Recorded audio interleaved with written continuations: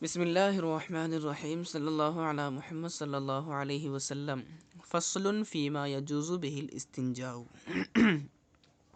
یہ فصل ہے ان چیزوں کے بارے میں جن سے استنجا کرنا جائز ہے۔ فیما یجوز بہ الاستنجاء، جن سے استنجا کرنا جائز ہے۔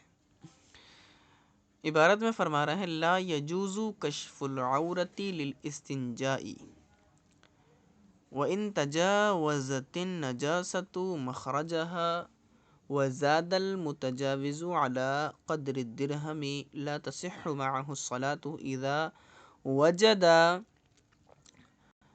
ما يزيله، اور وجد ما يزيله بھی پڑھ سکتے ہیں۔ اذا وجد ما يزيله فعل مضارع ہے، يزيله زال يزيل، ويحتال لإزالته من غير كشف العورة عند من یراہ۔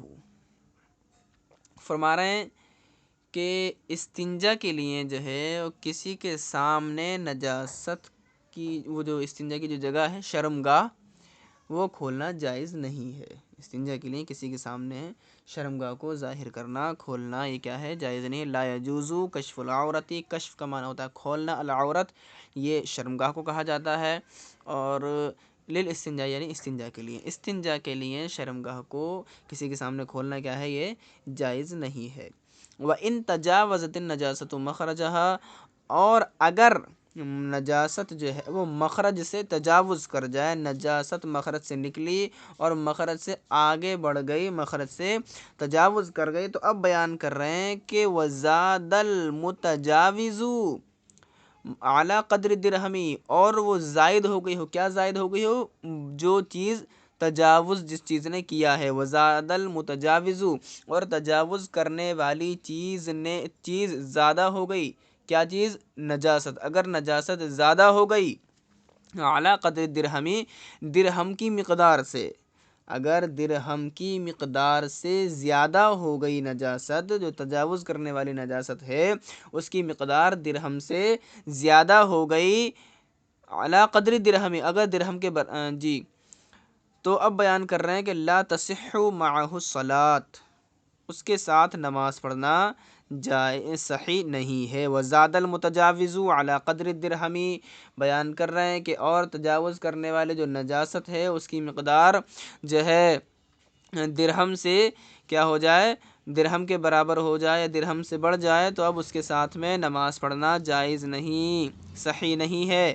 اذا وجد ما یزیلہ، اذا وجدہ جب وہ پالے کون؟ مستنجی جو استنجا کرنے والا ہے، جب وہ پالے گا، اذا وجدہ ما یہاں موصولہ ہے اور یہ مفعول بنے گا وجدہ فعل کا، اور بیان کر رہے ہیں کہ جب وہ جو استنجا کرنے والا ہے وہ اس چیز کو پالے گا، کس چیز کو؟ ما یزیلہ سوری باب افعال سے، ما یزیلہ اس چیز کو پالے گا کہ جو اس کو زائل کرتی ہے، جو اس کو زائل کرتی ہے، جیسے ڈھیلا ہو گیا یا پانی ہو گیا یا اور بھی بہت سی چیزیں جن سے استنجا کی جا سکتی ہے، جب وہ اس چیز کو پالے گا کہ جو اس کو زائل کر دے گی، وَيَحْتَالُ لِإِزَالَتِهِ، اور وہ اس کو دور کرنے کا ازالہ کرے گا، مِنْ غَيْرِ كَشْفِ الْعَوْرَةِ بغیر ستر کو کھولے، عِنْدَ مَنْ يَرَاهُ اس کے پاس کہ جو اسے دیکھ رہا ہو۔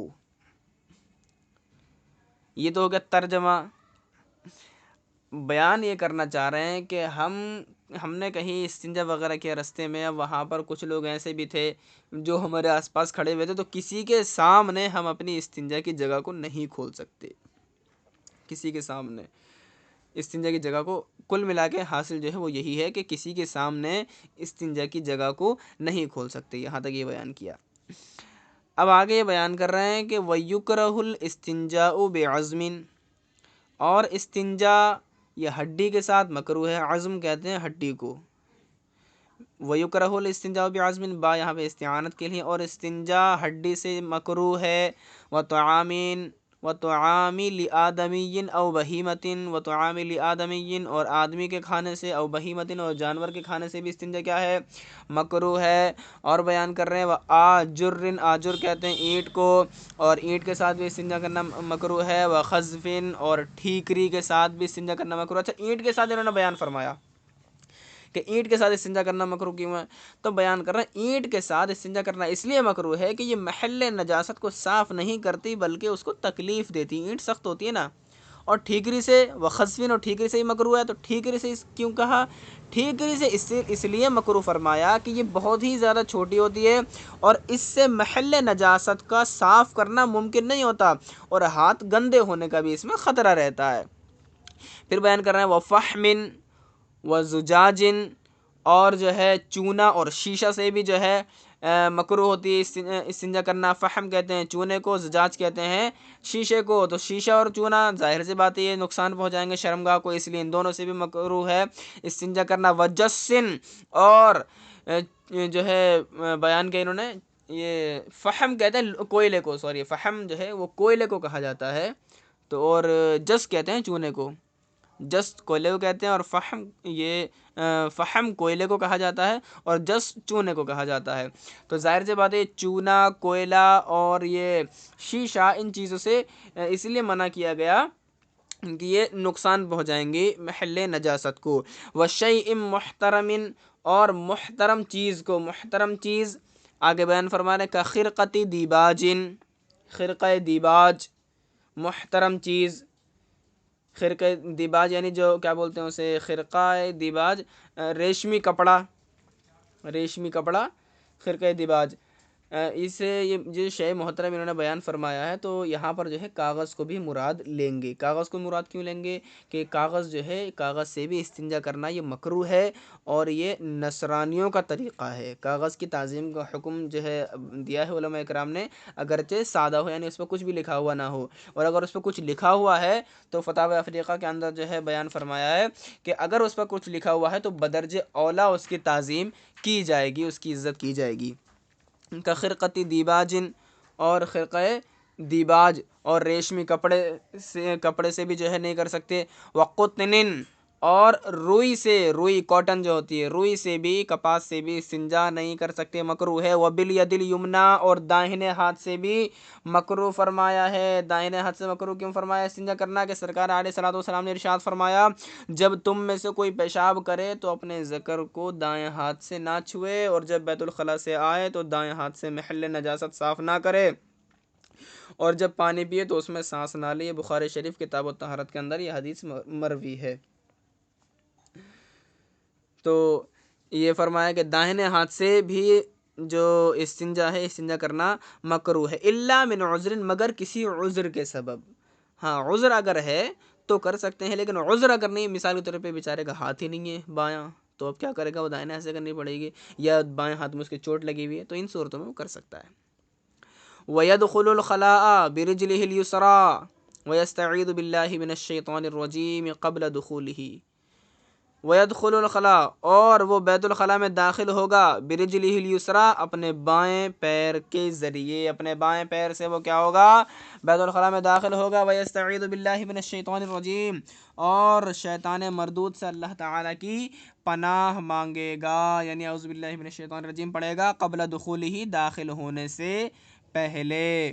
وَيَجْلِسُ مُعْتَمِدًا عَلَى يَسَارِهِ، اور وہ بائیں پیر پر زور دے کر بیٹھے، بائیں پیر پر زور دے کر بیٹھے۔ جی ہاں، جب انسان فضلہ خارج وغیرہ کرے تو اس وقت کیا کرے، وہ بائیں پیر پر زور دے کر بیٹھے۔ وَلَا يَتَكَلَّمُ إِلَّا لِضَرُورَةٍ، اور وہ بات نہ کرے إِلَّا لِضَرُورَةٍ، مگر ضرورت کی وجہ سے۔ جی بغیر ضرورت پخانے وغیرہ میں بات کرنا یہ کیا ہے، منع فرمایا ہے علماء کرام نے، نہیں کرنا چاہیے، مکروہ ہے بغیر ضرورت کے بعد۔ ہاں بہت ہی زیادہ ارجنٹ بات ہے، ضروری ہے تو کر سکتے ہیں، ورنہ فضول بات نہیں کر سکتے۔ وَيُكْرَهُ تَحْرِيمًا، اور مکروہ تحریمی ہے۔ کیا ہے مکروہ تحریم؟ بیان کر رہے ہیں استقبال القبلتی، قبلے کی طرف رخ کرنا۔ جی ہاں، قبلے کی طرف رخ کرنا मकरूह तहरीमी है। और बयान फरमा रहे व इस्तिदबारुहा वलौ फिल बुनियान, व इस्तिदबारुहा और उसकी तरफ पीठ करना भी क्या है, मकरूह तहरीमी है। वलौ फिल बुनियान अगरचे घर के अंदर हो, घर के अंदर भी अगर पखाने में वो जो है मतलब बैतुल खला के अंदर इस्तिंजा कर रहा है, तो अब वो ना ही तो उसका मुंह किबले की तरफ हो और ना ही उसकी पीठ किबले की तरफ हो, कि किबले की तरफ मुंह और पीठ करना ये मकरूह तहरीमी है। एक हदीस है इब्राहीम रज़ी अल्लाह तआला अन्हु से मरवी है कि अल्लाह के रसूल अलैहिस्सलातु वस्सलाम ने इरशाद फरमाया, हमें हुक्म दिया कि किबले की तरफ ना रुख करो और ना ही पीठ करो, इस्तिंजा के वक्त किबले की तरफ ना रुख करो और ना ही पीठ करो। किताबुल आसार में हदीस जो है मज़कूर है। तो किबले की तरफ पीठ करना और किबले की तरफ रुख करना भी मकरूह तहरीमी है, अगरचे घर में हो। व इस्तक़बालु अन शम्सी वल क़मरी, व इस्तक़बालु अन शम्सी और सूरज की तरफ रुख करना, वल क़मरी और चाँद की तरफ रुख करना भी मकरूह है। व महब्बिर रेही और जिस तरफ से हवा आ रही हो उस समत भी रुख करना मकरूह है। ज़ाहिर सी बात है भाई, इस्तिंजा कर रहे हैं आप, पेशाब या पखाना वगैरह कर रहे हैं और हवा जो है वो जिस सिमत से आ रही है आप उसी सिमत जो है वो खड़े हो जाएं, तो जाहिर सी बात है आपके मुंह पे ये पेशाब जो है आपका लगेगा आके। तो जहाँ जिस सिमत से हवा आ रही हो उस सिमत भी रुख करके इस्तिंजा करना मकरूह है। वयुकरहु अन यबूला औ यतगव्वत फिल माई, वयुकरहु और मकरूह है अन यबूला के पेशाब करे, औ यतगव्वता के या पखाना करे, और मकरूह है पेशाब और पखाना करना फिल माई पानी में, पानी में, वज़िल्ली और वज़ल्ली और साए में, पानी में और साए में, वलजुहरी और सुराख में, पानी में और साए में और सुराख में पेशाब या पखाना भी करना मकरूह है। व तरीक़ी और रास्ते पर भी ये पेशाब और पखाना करना मकरूह है। पानी में क्यों भाई, पानी मतलब पीने का होता है पानी, बहुत से लोग वज़ू भी कर लेते हैं बेचारे ज़रूरत के तहत, अब उसमें पेशाब पखाना वगैरह करेंगे तो उन्हें दिखेगा तो अच्छा नहीं लगेगा ना। ऐसे साए में, अब कहीं दीवार का साया है या पेड़ का साया है उसके नीचे पेशाब कर दिया, अब जो बेचारे मुसाफिर होते हैं राहगीर साए में बैठ जाते हैं तो अब वो नहीं बैठ पाएंगे कि भाई यहाँ पखाना पड़ा है। वलजुहरी और सुराख में भी, कि सुराख में जो है कीड़े जानवर वगैरह रहते हैं, सांप वगैरह, चींटियाँ वगैरह। वह तरीक़े और रास्ते में भी नहीं करना कि दूसरे लोगों को ईज़ा पहुँचेगी इससे। व तहता शजरतिन मुस्मिरतिन और फलदार दरख्त के नीचे भी क्या है और फलदार दरख्त के नीचे भी, फलदार उस पेड़ के नीचे कि जिस पर फल आते हों उस पेड़ के नीचे भी पेशाब करना मकरूह है। क्यों मकरूह है, उसके नीचे पेशाब कर दिया या पखाना कर दिया, फल जो नीचे गिरेगा तो जाहिर सी बात है नजासत के अंदर गिरेगा। और फलदार पेड़ के नीचे भी इस्तिंजा करना मकरूह है। वल बौलु काइमन इल्ला मिन उज़्रिन और खड़े होकर पेशाब करना मगर किसी उज़्र की वजह से, खड़े होकर पेशाब करना भी क्या है, मकरूह है। हाँ, इसमें अब ये एक बात है, हज़रत आयशा रज़ी अल्लाह तआला अन्हा से मरवी वो एक हदीस पाक है कि अल्लाह के रसूल अलैहिस्सलातु वस्सलाम ने इरशाद फरमाया कि मिनल जफ़ाई अन यबूल रजुलु क़ाइमन, के बद तहज़ीबी और बेअदबी ये है कि आदमी खड़े होकर पेशाब करे। फ़तावा अफ़रीक़ा के अंदर ये हदीस मरवी है।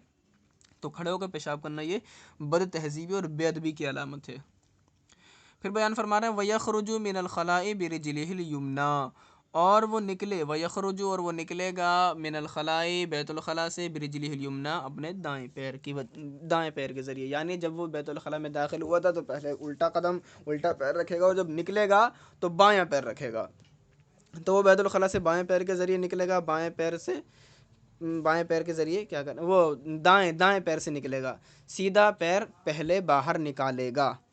सुम्मा यक़ूलु फिर वो क्या कहेगा, अल्हम्दुलिल्लाहिल्लज़ी अज़हबा अन्निल अज़ा व आफ़ानी, तमाम तारीफ़ उस अल्लाह के लिए कि जो मुझसे ईज़ा देने वाली चीज़ ले गया, व आफ़ानी और मुझे आफ़ियत बख्शी। अल्लाह ताला हमें ये बयान समझने की तौफ़ीक़ अता फ़रमाए।